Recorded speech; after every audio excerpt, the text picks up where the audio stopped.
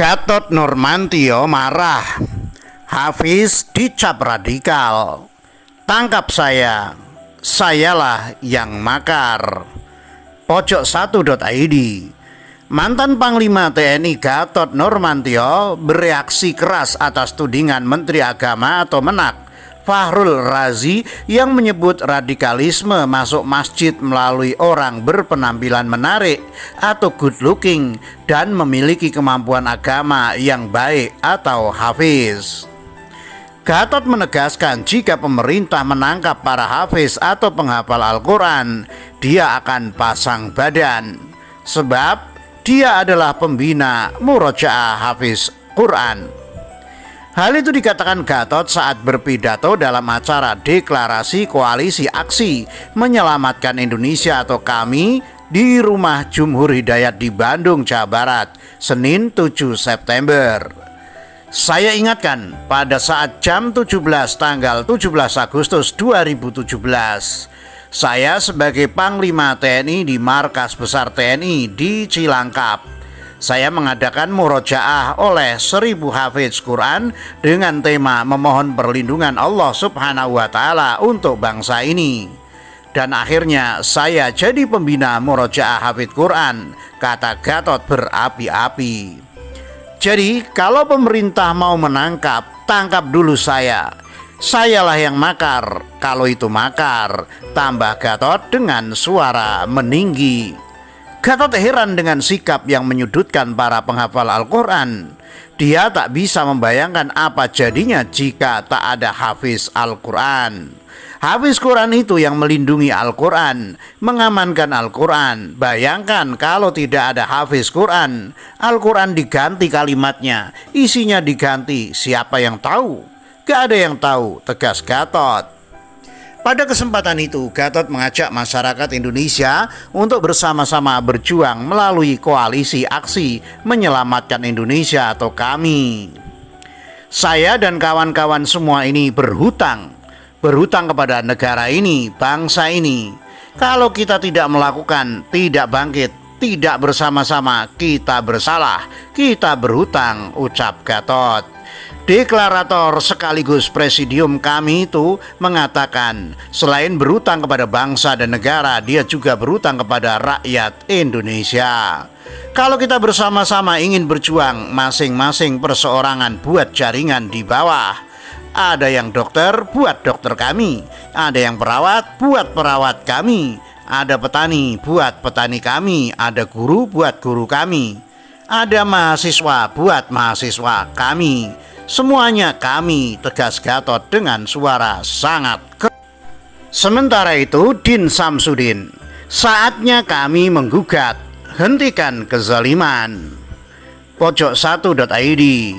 Deklarator sekaligus presidium koalisi aksi menyelamatkan Indonesia, KAMI, Din Samsudin, mengulas pledoi Soekarno dalam persidangan Landrat.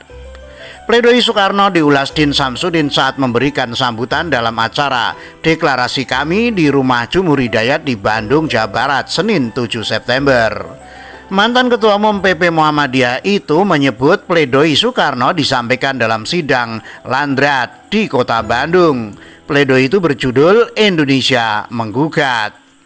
Pidato itu adalah pledoi yang menyatakan tentang kezaliman penjajahan Belanda dan kerusakan demi kerusakan yang diciptakannya, kata Din. Mantan Ketua Umum MUI itu menyebut kerusakan yang serupa dilakukan penjajah juga terjadi saat ini. Karena itu, kata Din, sudah saatnya bangsa menggugat untuk menghentikan kezaliman dan ketidakadilan. Saat bangsa Indonesia menggugat, kami menggugat karena hampir 100 tahun bukan kemakmuran dan keadilan yang terwujud, tapi kerusakan demi kerusakan, kata Din. Kerusakan itu, kata Din, mendorong upaya penyelamatan negeri melalui kami. Menurut Din, apa yang terjadi selama ini adalah penyelewengan nilai-nilai dasar nasional yang telah ditetapkan para pendiri bangsa. Apa yang terjadi sekarang adalah bentuk kediktatoran konstitusional atas dasar konstitusi, ucapnya. RUU dimanipulasi, rezim ini berusaha untuk memperkuat diri dalam bentuk kediktatoran. Dalam bahasa agama disebut dengan kezaliman. Oleh karena itu, berlaku hadis Rasul untuk membantu saudara kita yang zalim untuk menghentikan kezalimannya. Pungkas Din Samsudin. Deklarasi kami Jabar batal. Ini penyebabnya. Pojok1.id. Rencana deklarasi Koalisi Aksi Menyelamatkan Indonesia atau KAMI Jawa Barat yang rencananya dilakukan hari ini gagal dilakukan. Rencana awal deklarasi itu akan dilakukan di Balai Sartika, Bika Soga, Kota Bandung. Batalnya deklarasi gerakan yang dimotori Din Samsudin dan Gatot Nurmantio CS itu lantaran tak mengantongi izin Satgas COVID-19 Jabar. Namun kami sudah menyiapkan opsi lain. Ketua Badan Pekerja kami Ahmad Yani mengatakan deklarasi tetap akan digelar di salah satu tokoh di daerah Pastur, Kota Bandung. Deklarasi dilakukan di rumah, kan mendadak, cari hotel sudah susah, mungkin di salah satu rumah kawan di daerah Pastur, kata Yani kepada gpnn.com. Sebelumnya kami sudah merencanakan deklarasi untuk wilayah Jabar di Balai Sartika Bika Soga. Namun panitia membatalkan deklarasi di Bika Soga. Rencana selanjutnya ialah mendeklarasikan kami Jabar di Hotel Grand Pasundan. Namun pada H-1 minggu petang 6 September panitia kembali membatalkan deklarasi itu dengan alasan adanya surat Satgas COVID-19 Provinsi Jabar. Menurut Yani, para tokoh kami akan mengikuti deklarasi di Bandung itu. Di antaranya adalah Prof. Din Samsudin dan Jenderal Purnawirawan Gatot Nurmantio yang duduk di presidium kami. Semua hadir, jawab Yani yang juga akan ikut dalam acara tersebut. Deklarasi kami Jabar bahas pernyataan Puan Maharani dan gugatan presidensial threshold. Koalisi Aksi Menyelamatkan Indonesia atau KAMI Jawa Barat akan dideklarasikan di Hotel Grand Pasundan Bandung hari ini, Senin 7 September. Dalam deklarasi tersebut dipastikan akan dihadiri sejumlah presidium KAMI Jakarta. Mereka diantaranya adalah Din Samsudin, Gatot Nurmantio, dan Rohmat Wahab. Demikian disampaikan salah satu inisiator kami, Ahmad Yani, kepada RMOL Minggu 6 September 2020 malam. Besok hari ini kami Jabar deklarasi di Bandung. Saya juga akan hadir. Dihadiri juga oleh Pak Din Samsudin, Pak Gatot Nurmantio dengan Pak Prof. Rohmat, ungkapnya. Yani mengungkap deklarasi kami Jabar tidak akan jauh berbeda dengan deklarasi di Tugu Proklamasi Jakarta Pusat.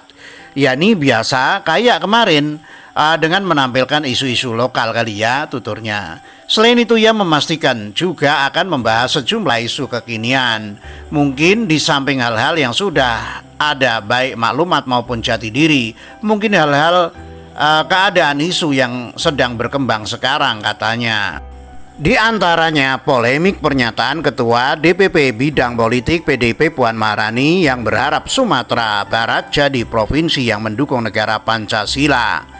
Sampai dengan gugatan Judicial Review atau JR Presidential Threshold atau PT yang diajukan oleh Rizal Ramli CS. Banyak isu yang terbaru kan sekarang, mulai dari pernyataan Puan PDIP tidak ikut serta dalam pilkada dan sebagainya. Juga ada gugatan Rizal Ramli soal Presidential Threshold, pungkas Yani.